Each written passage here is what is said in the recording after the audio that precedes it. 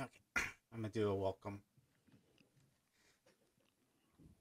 to welcome everybody. This is David Soto, aka Sine Mountain. I'm here with Monoscene and our friend Omri Cohen. Hi, hi, We hi. Hi. Hello. This is part of our new interview series where we're talking with artists about the music that they make and their journey to making that music. Um, and I just want to kind of welcome everybody watching and tuning in right now. We really appreciate uh, you taking your time to watch this, and I hope you enjoy this interview. We are looking forward to this for sure.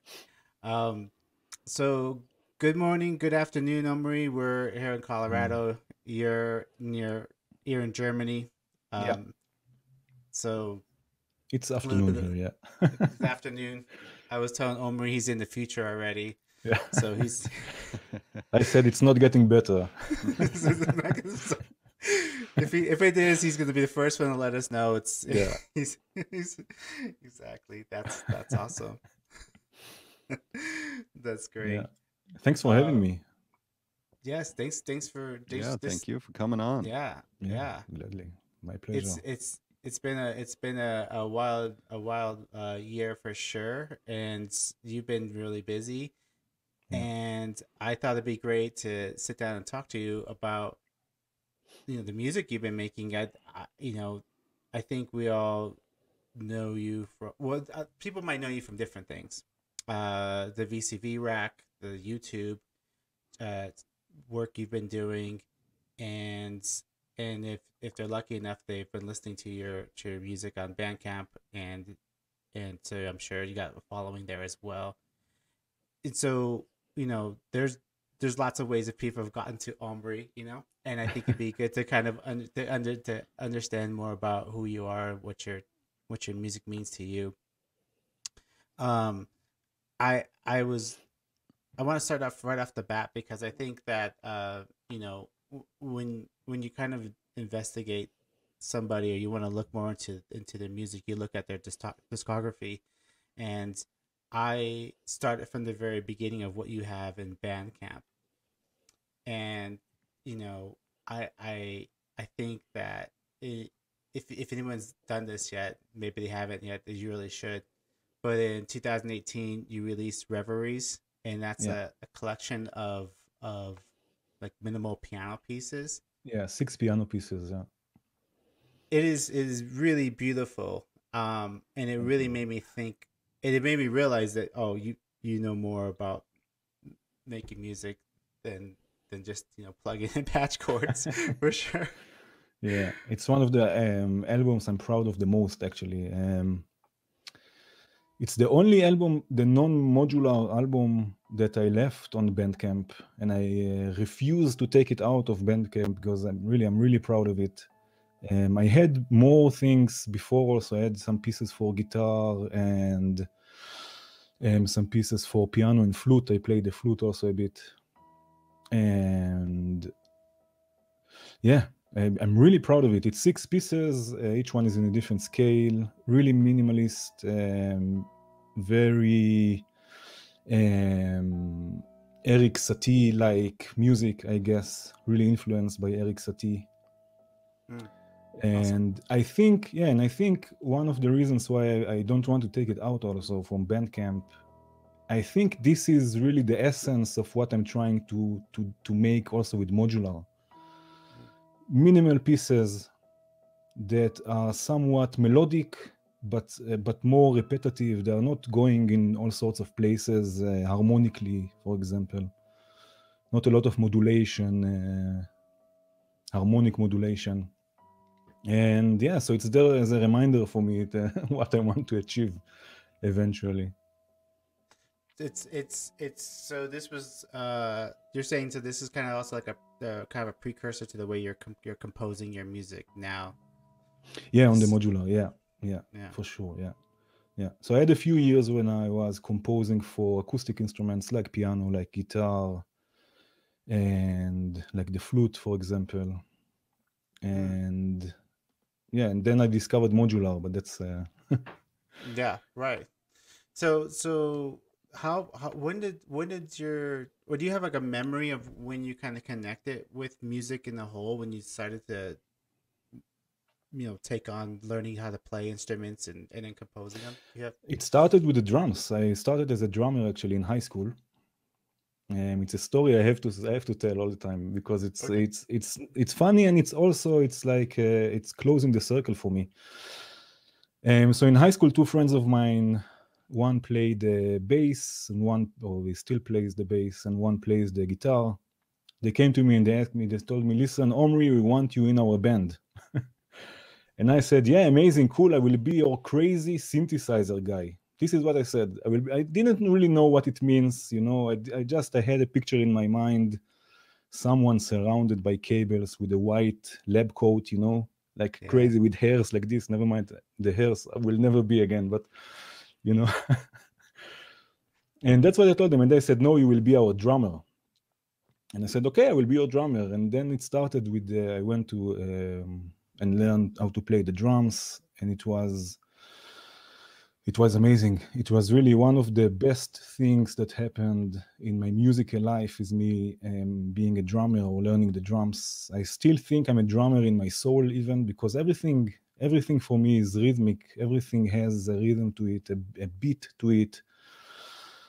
In my music, in my life also, I make food, I chop vegetables in a rhythm, I walk, everything. I have melodies in my head that are accompanying my footsteps. So really the drums are very, very influential. I hope that one day I will continue. I will go back playing the drums. And this is how I started at high school, playing the drums in punk bands. And so this was the start. This was when I fell in love with music, making music, with jamming with other people, this was the beginning of everything. When you started playing drums, was it like an immediate, like you're like, oh, I love this, or was there like I fell in love with it right off the No, I bat? fell in love with it directly. I fell in love with it. So first of all, the drums are also, this I can say now, back then I didn't really know what it means, but the drums are also in a sense modular, because you can have different pieces, you can set them as you wish. You can bring all sorts of junk and play on junk even together, with the real drums, mix electronic and acoustic. So this was appealing to me, that I can have my own instrument, that it's mine, and I built it, and I selected the different parts that I have in my set. And also this feeling of all of your body is involved, the feet, the hands, the head, everything is involved in playing the drums. And the rhythms, one hand is playing one rhythm, the other hand is different, the feet are doing different things. This whole experience is really, I fell in love with it directly. And it was noisy and it was loud, and I was a teenager, so it was also, it was also fitting, yeah. Yeah. No, And it was amazing, really. One of the best things that happened to me in my musical journey. Yeah, that's great. That's awesome. Yeah. It's awesome that I had something similar with friends kind of asking me to be in a band, and I wish I could.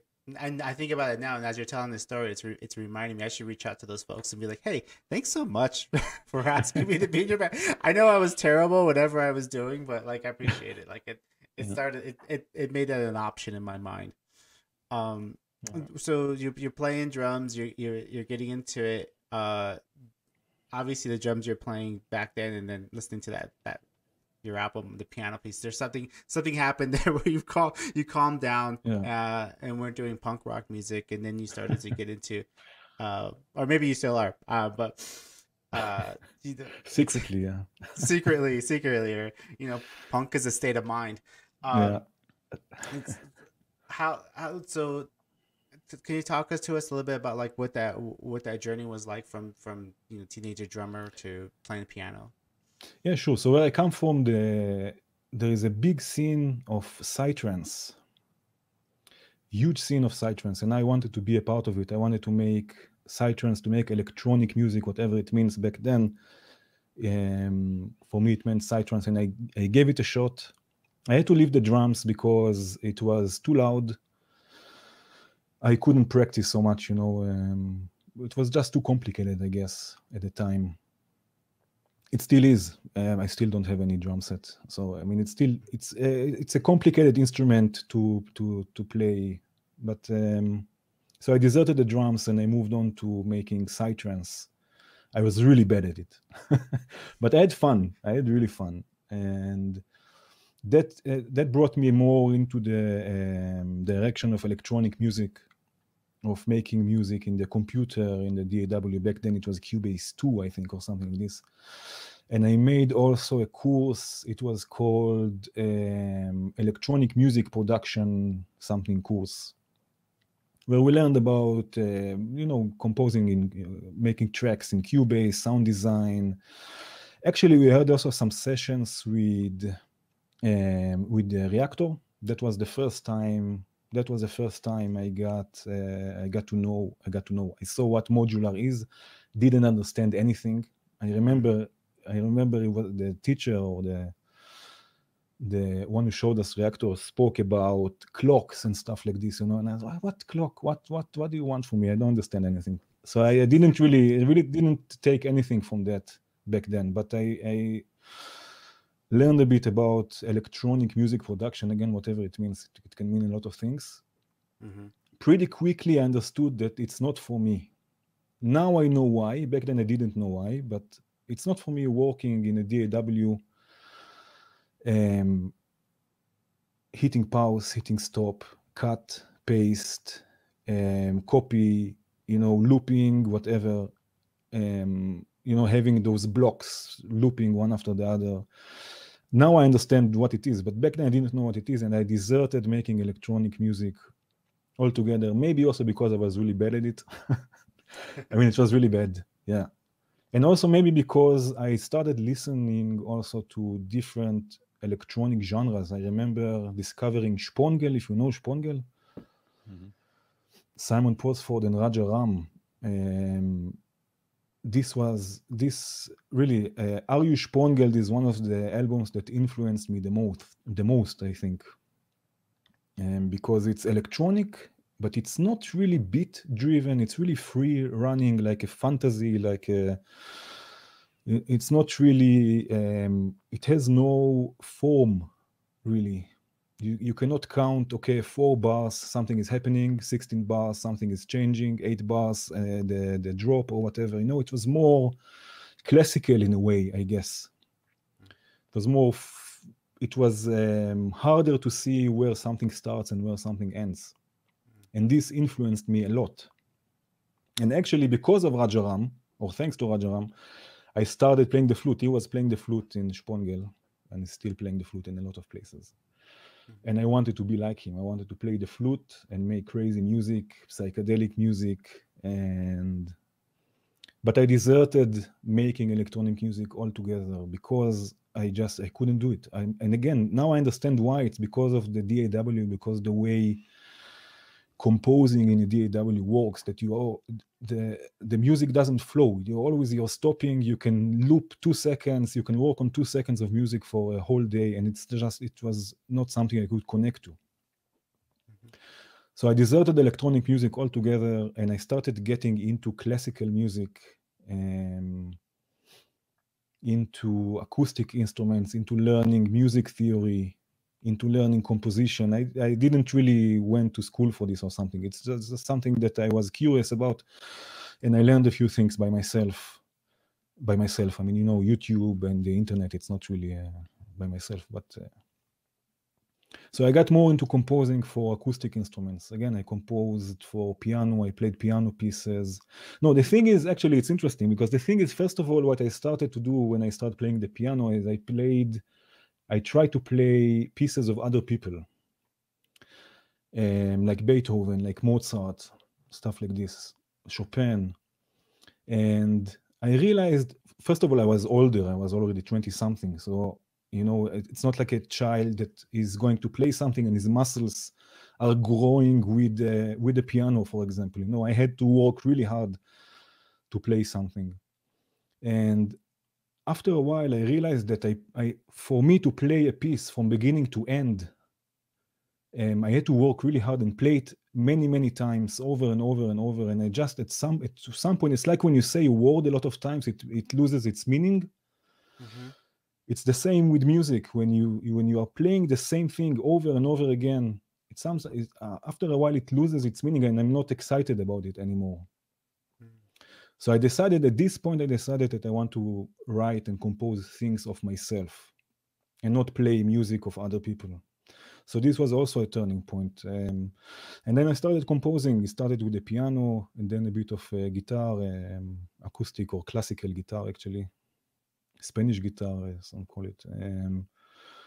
And the flute that I learned the flute a bit before because of Rajaram. Now it went back to the more acoustic classical pieces, I guess.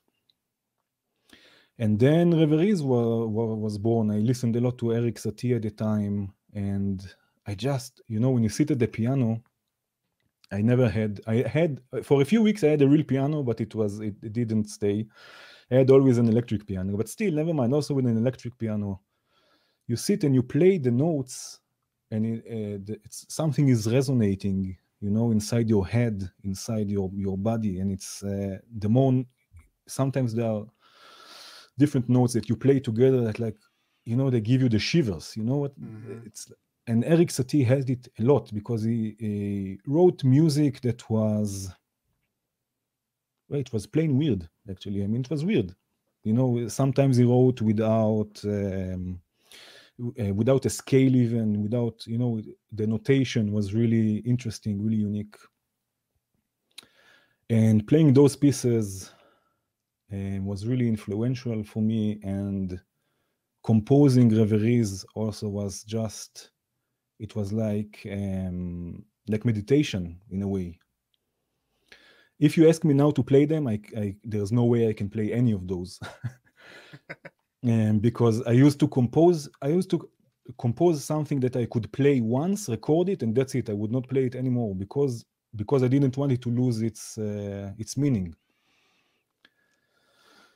So as soon as I wrote something, I would record it, and that's it. And then it's a recording. And everything, what I told you until now, it's amazing. It was not planned, but somehow everything comes back now with the modular. Mm-hmm. First of all, the rhythms from the drums. Second of all, the acoustic instruments that I play. Also now I came back, I play the guitar again. The piano is a big role in my music now with the modular. The flute, it's coming back. This sort of meditation, this sort of minimal pieces that are more about the experience of the sound rather than here are 4 bars, something is changing, 8 bars, something is different. So everything, it's like I'm closing a circle now with the modular, and it's amazing. It's everything I ever wanted. Another issue I had when composing I'm sorry, I'm speaking. Am I speaking too much? I love it. No. That's why we have you here. Yeah. So another issue I had with acoustic instruments that I always wanted to play everything live. When I wrote something for piano and flute, I wanted it to be live. This interaction with instruments, with musicians that are playing live is different when you are overdubbing or when you are recording or writing for instruments at different points of time. When you do it live, there is something there, the interaction, the conversation between the instruments.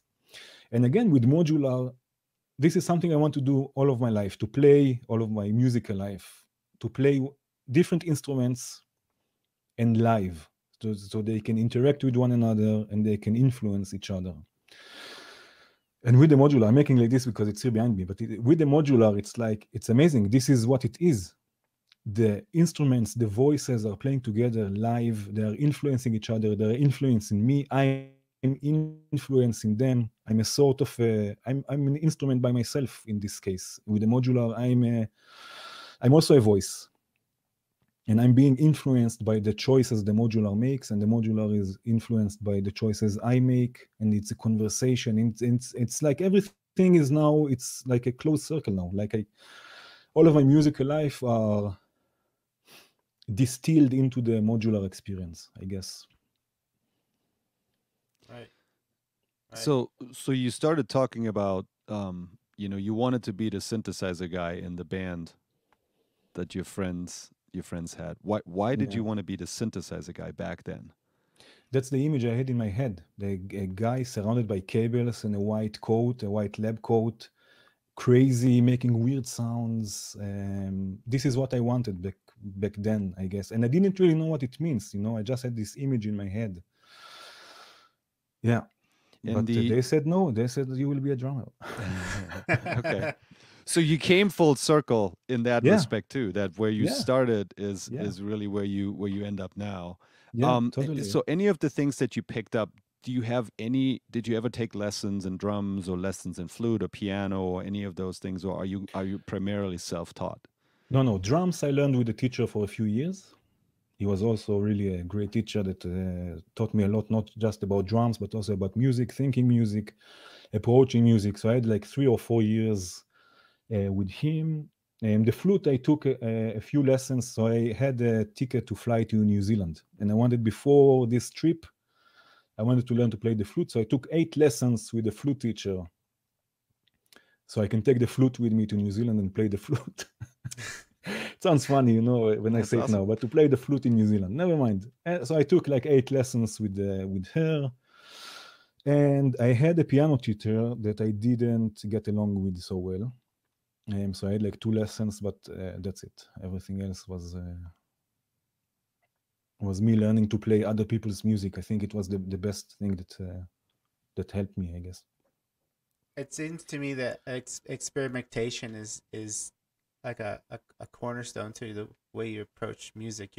You want to try something, you want to test something out, and it's funny when you're talking about this vision of the synthesizer guy in a lab coat. It kind of like feels like, yeah, like I want to like see what happens. I want to. Yeah. You're open to that. Is that Yeah. something that you feel is like a characteristic in like in your normal life? Is that who you are? I Or don't is that think just so. a music? No. Or is that just a music thing? This is probably just a music thing. Yeah. I'm really curious when it comes to sound, to instruments. I always, I play different instruments: drums, piano, flute, guitar, percussive. I always wanted to play more and more. I want to see how it is to play. I used to play the cello for a few months also, just to see how it is. I was curious to see how the sound is like, how I feel when I hold the instrument or when I play the instrument. For example, with the cello, it's an amazing experience that you are hugging it. It's like you give the cello a hug when you play it. It's an amazing, and I wanted to experience this. And the same with the flute. There is something, flute and wind instruments. It's almost like singing because you use your lungs, you use the air, and it's a totally different experience than something percussive like a piano. Piano basically is a percussive instrument because you hit a hammer on the strings. So the different experiences, the different ways to play instruments. I always wanted it, and again, my problem was that I wanted to do everything together live. Mm-hmm. So yeah. And so and that's how you approach your albums, right? Like, I mean, I think you maybe mentioned it, but you don't like multi-track. You're not doing everything in the DAW, right? You're No. composing that everything and then doing a take, and that's pretty much your recording, right? Yeah. So 95% of the time, 98% of the time, it's all live. I do multi-track everything, but I don't overdub. Okay. I usually what I will do, I will build a patch, or I will compose something that I'm happy with, record it, and that's it. I will not go back to it. And with modular, it's easy to say I will not go back to it because as soon as you unpatch things, that's it. It's away. But this was also my approach with other compositions, like the piano compositions. I used to play something, compose it, and write it in notes. And this maybe you can compare to the act of patching. The writing notes, composing the notes is like patching. And then as soon as I would record it, that's it. I would not go back to it anymore. I would not play it anymore. I would listen to it, of course, just like now I listen to my music sometimes, but I would not play it anymore. And Yeah, so it's a one-time thing. It was always a one-time thing for me. I wonder if this is an experience that you share that I've had. Um, when you make music that way, because I think a lot of us probably couldn't go back to a patch if they tried. It's gone, and you record so much, and I also kind of just do a similar approach where I just record everything and then record it and then patch. Uh, it's you're such in the moment that when you go back and listen to it, you have to kind of wonder, did I do that? what Yeah, what was going on? Like, unless you've made a note or you were purposely like remembering that. yeah, Do for you have a sure. lot of recordings where you're kind of Totally, yeah, wondering? for sure. I love it. I love this. After I record something, I wait a bit, a few weeks or a few months, and then I go back and listen to it. It's like someone else did it. I don't remember what happened. It's like listening to it as a listener and not as the one who made the music. And when you do this, also you hear different things. You hear things that you didn't hear when you were composing, because your mind is doing different things now. The mind is not trying to think, oh, this is what I did now. Now comes in a few seconds. You don't remember this, so it's always like a surprise. Yeah. And it's amazing. It's an amazing experience. Yeah, it's lovely. I do this all the time. I know it sounds a bit vain when I say, yeah, I listen to my own music, but it's not because it's not because I think it's amazing. It's just because it's the experience of listening to something after a few weeks, after a few months, after a few years. It's a really nice experience. I love it. Yeah, I agree. I think it is I think it is an experience. Yeah. It's kind of like you mentioned. I think you mentioned something about like cooking, and I know like if there's some food that tastes better if you let it sit for a little longer than Yeah, others. totally. Yeah. Well, it's a No. review process too, right? It's you go back to what you did. You if you can. A lot of people say they can't listen to their own music because they feel like it's kind of this perhaps this vanity thing because they're Yeah. biased to it sounding good. But if you really can a little bit objectively look at your music and learn from it with this review Yeah. process, I think that's very important. Yeah, totally. This is also something I try to do is learning by doing. I guess I don't know. I think now I see it, but I think I have this strength that I can let go really easily. When I do something, I finish it and I don't think, no, wait a minute, maybe I will do this a bit more. No, I will go back and I will no. I do something, I let it go, and when I come back to it later on, I learn from what I've done, what happened there, what I can improve. I always learn. I don't like to ruminate so much on my music. I just go and I finish something and I say, okay, that's the best I can do. Let's move forward. Let's do something else and learn from what I did until now.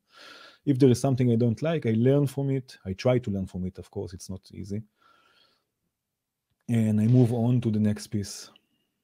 Is there so letting go is there a threshold that it has to cross before you would let it go out into the world? You know what I mean? Like Oh, yeah. I finish something and I put it on a pile. It's on my desk. It's in my world still. So I can go back to it in a couple of months and listen to it and learn from it. Yeah. Where's that threshold where you say, okay, I'm gonna let this go and put it on Bandcamp or, in some other forum that it goes out there? Okay, yeah. Well, Bandcamp is something, I'm old school and I like albums. So Bandcamp is only for albums. I'm not releasing individual pieces there. It's just for something. And albums, I have an approach to this. Maybe we can speak about it later. But for YouTube and stuff like this, if I feel when I this is a big question. If I feel that if I feel that I'm connected to the piece, that I have some sort of, that I can relate to the piece of music, that I can listen to it without, feeling, oh, wait a minute, no, this is not me, then I will release it. Because as soon as I finish recording it, I think, I don't know, this is my opinion, but I think it's not mine anymore. As soon as I upload it somewhere, it's not mine anymore. Mm-hmm. I cannot control it anymore. I don't want also to control it. I want it to have its own life. I want it to be its own entity, so I can go back to it and learn from it later on, or to enjoy it, or to listen to it, or to think, hey, wow, this is great. I should make more of this, or hey, you know what? this is not so much what I want to do. Maybe I will make less of it, but it's there. It's an entity by itself. So if there is a threshold, yes, there is a threshold that that I have to feel connected to the music. I have to feel like it's something that is honest, I guess. But sometimes I experiment. Listen, there are a lot of things on my YouTube channel. Music. Sometimes it's like I did like a few techno tracks, which is totally not what I want to do musically. But this experimenting with this style and taking stuff from this style to my own music, what I really want to create, this was really important. And I learned a lot, sound design wise, or just a few sounds that I could merge, a few patching techniques, feels, just things that I could take to my own music. And those tracks are not my music, what I want to release on Bandcamp, for example, but still I release them because, well, this is another, actually, there's another issue here. There's another thing, which is YouTube giving me an excuse to actually make stuff. Mm-hmm. Releasing those tracks, it's like an excuse for me. It's like pushing me forward to make more and experiment more. So this is also something. But yeah, there is a threshold, which is me having to feel connected to the music, to feel like it's honest and not just like something I did and wanted to finish, which happens also sometimes. But this is life. The sky really nice behind me. Yeah, no, it's changing. Yeah. It's a cool effect you got going on there. Well placed. So let's talk about that connection with you in the music and also the community, because that seems, because the YouTube's there because you have a community there, and you're very, obviously, so a lot of that's connected to having conversations about the way you make music and all the work you do on there, and you're active. I see you in chats and stuff like that. So you're very connected to the community. So that seems to be a piece of that. So can you talk to us about how the connection with the community is influencing your music, and how you see that being a part of your journey as an artist? That's a good one. Well, there's always something to learn, always something to experience with. So listening to other people's music from the community, modular music, if you want to call it, having conversations with other people like yourselves, it's inspiring at the end. You feel like you want to go and you want to make music, you want to try other things. Sometimes when you need help, there is always someone to ask. It's a really nice community at the end. Yeah, it's inspiring. That's it. That's yeah. And I'm really happy that that I have also my own little community built around the channel, around the YouTube channel, because it's amazing. Yeah.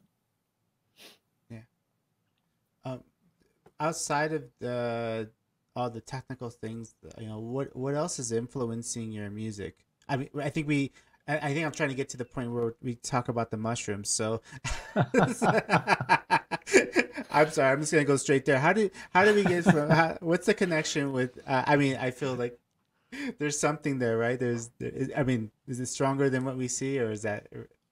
I love mushrooms. I think mushrooms are a unique, very unique organism here on Earth.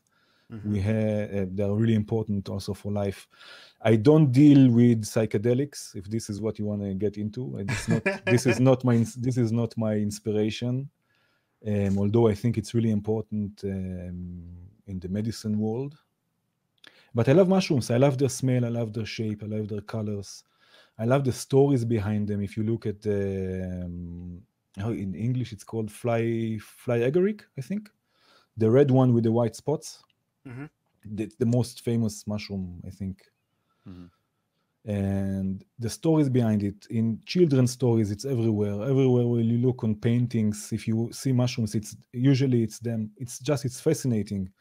And mushrooms are just crazy. There are stories that you wouldn't believe about mushrooms that are just mind-blowing. And I just love them, and I love having them around. I have like statues. I don't have anything here, actually. That's a shame. But yeah, I love having them around, and they are really inspiring. Yeah, this is the mushrooms. But other than this, what inspires me is nature, of course. I try to make walks every day, and this is really inspiring. The instruments itself is also inspiring. The different instruments inside the instrument, the modules. We don't want to get so technical, but the modules themselves are also really inspiring. Yeah, this is more or less. Right. Well, I mean, it's true, right? Because as I noticed that there's quite a few albums on Bandcamp. In the description, you talk about how like a new sequencer came out, and then that drove you to do a whole piece around that, which I think is really cool approach. Yeah, it's a part of the exploration process, I think, when you try to explore a module or an instrument, or if it gets me, if it's really inspiring for me, then I will just go ahead and I will say, okay, that's it. This is the next release. And I will learn it while doing the process of recording and composing, which is so much fun. Yeah. It's amazing, yeah. So is that part of the motivation? Like the videos you do on your YouTube channel are often explorations of new things that have come out. Like example, the Instru modules that just came out for VCV Rack. You did a video on that, and it was it was a great exploration of what the capabilities are and all that. Talk a little bit about the motivation behind doing something like that. It's a lot of work, right? Where to put that much effort in. It's very, you do a fantastic job at doing that. But what is your motivation behind that? I think it's an excuse. It's an excuse for me to go and spend time doing this, because otherwise it's you can look at it as a waste of time. If I don't know, it sounds a bit harsh, but maybe. But the YouTube is just an excuse. The channel is an excuse for me to go and experiment with those instruments, to experiment with those modules, to discover new things. There's a saying, if you want to learn something, the best way to learn something is by teaching it. Mm-hmm.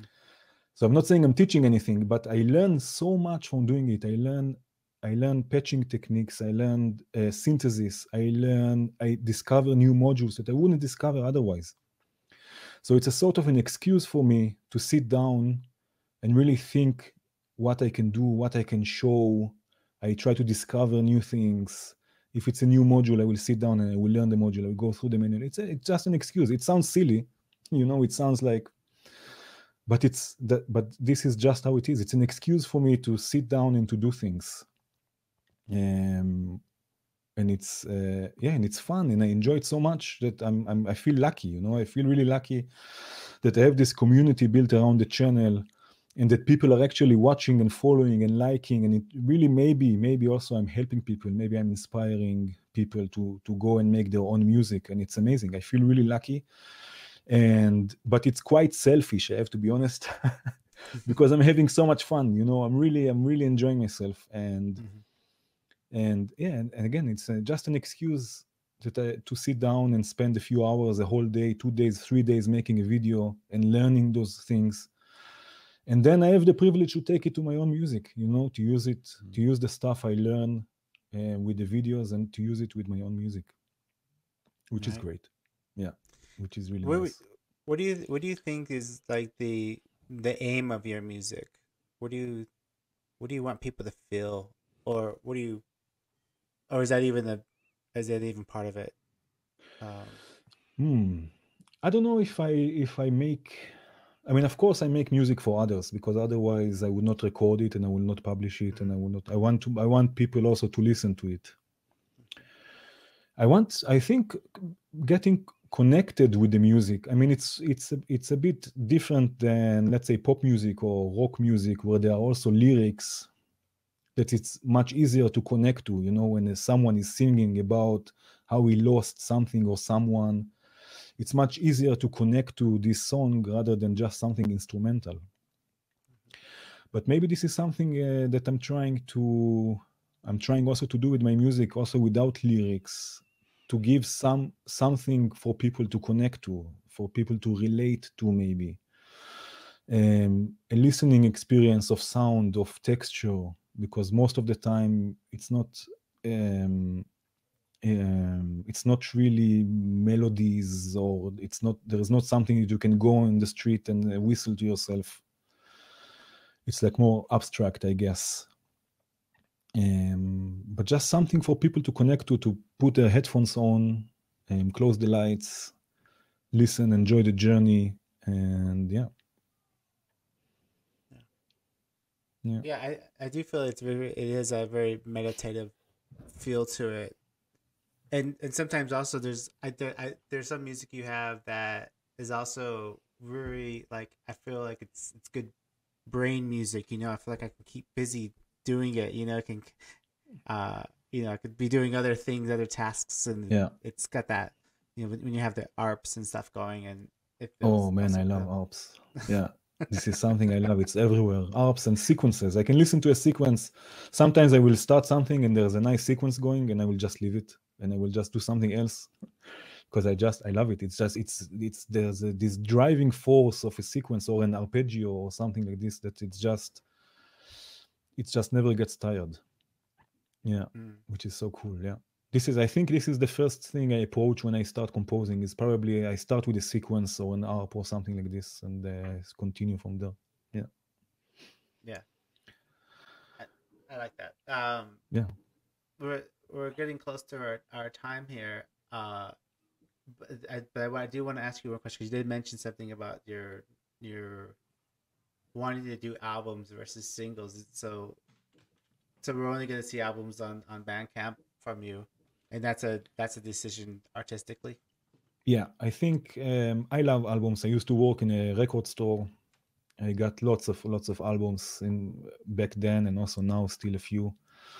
I love this concept of something that is whole, that is something that is connected to one another, not just a few, not just tracks that are not connected in a way, or just a sort of a playlist or something like this. I like albums. I like a story. I like starting with something and then having a middle to it and an end to it. I think it's important. Also, when I listen to albums, I start from the beginning until the end when I have the time, of course. I never shuffle play something, because I think there is a meaning to all of this. And I really like albums. I think they are a whole piece by themselves. They're not individual tracks. They're a whole piece. So every time I want to record something, it will always be an album. Yeah. Sometimes with more tracks, sometimes with less tracks, but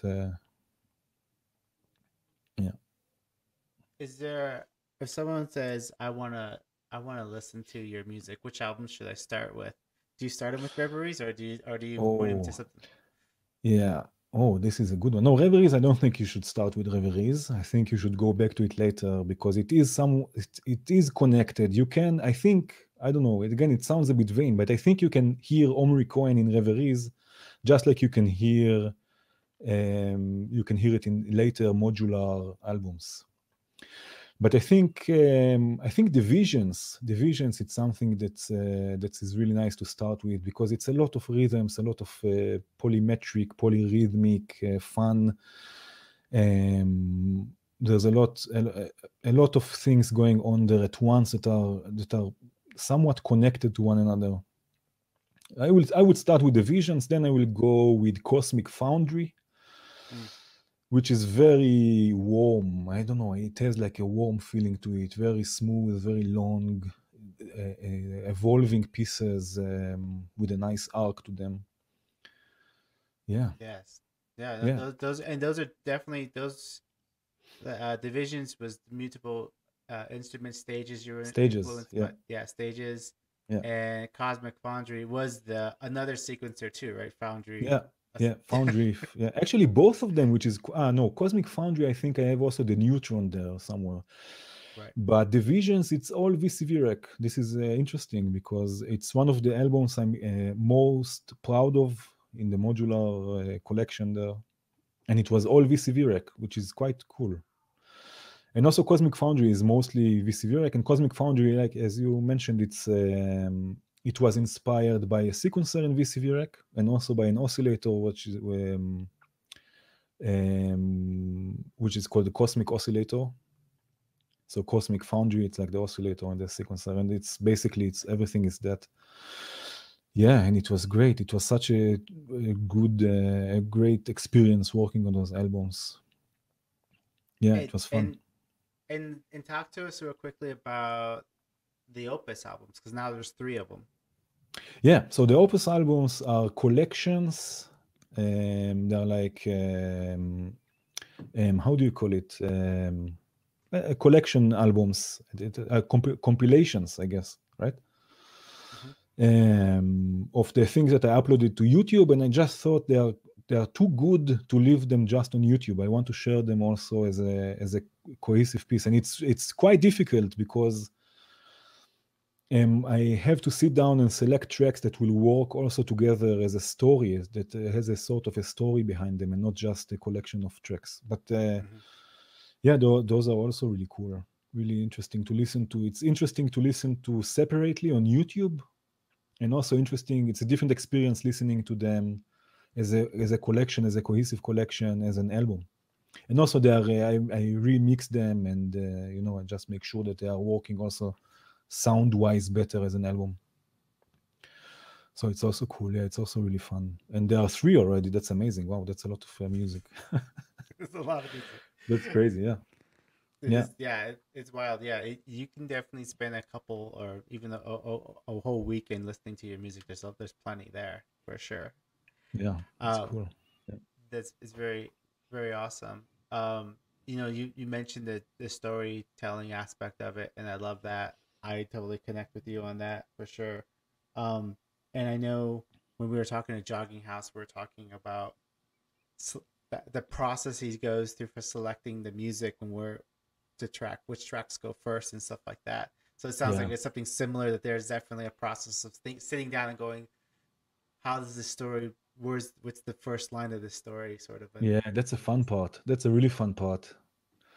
That's really cool. But yeah, and there are also other occasions where I already have the album in mind. So I have already a title. I have title for each of the tracks, and I fit the music to the titles, and then I know already in advance what goes where.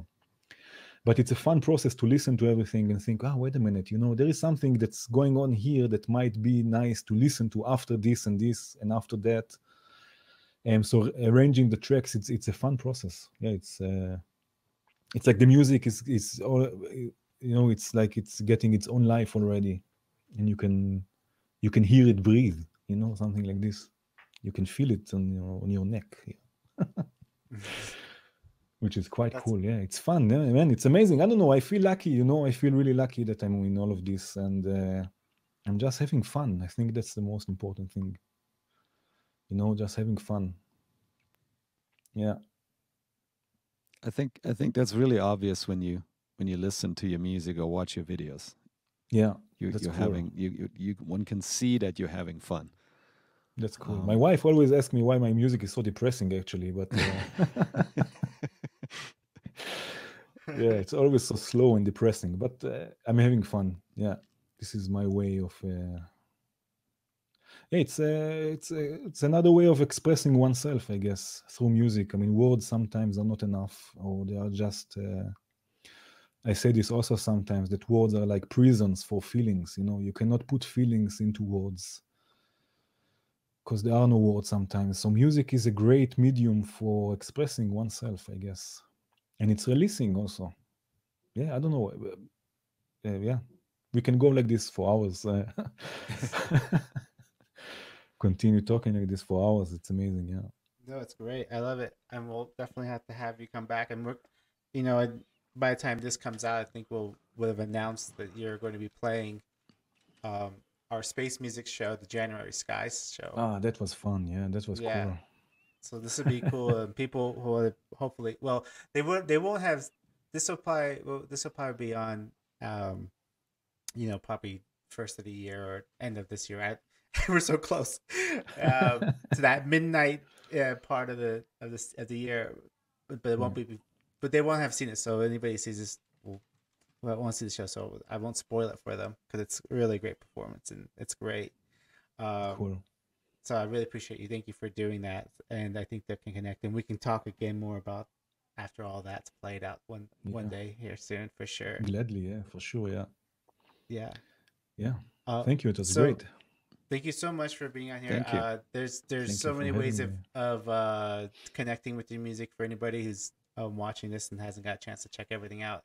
There's the Bandcamp. You have a YouTube. You have a Patreon too, right? Yeah, which is connected to the YouTube. What I do on YouTube, yeah. But basically, I think for my music, I think Bandcamp is the best. Yeah, it's the most finished, cohesive pieces there. Yeah, we're listening to some of your music right now in the background. Yeah, that's from Divisions, right? That's right. There it is. Yeah, man, that's Stages is. I know we don't want to get too technical, but Stages as a sequencer is just amazing. Yeah, we'll have to have you on the show on one of our meetups to talk about sequencers. I think. Well, for one thing, I think every few months we can start that conversation over again because there's a new line of sequencers out or a new technique. Or, Yeah, for sure.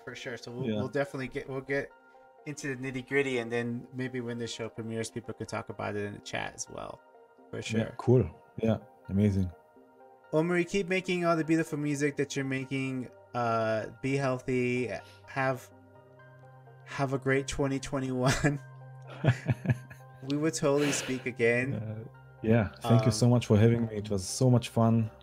And let's do this again. Yeah, thank you. Thank you, everybody. Cheers. You've been watching Colorado Modular Synth Society's. We don't have a name for this show yet, but maybe we'll come up with one by the time I post it. But this interviews with artists that we love and appreciate. Thank you.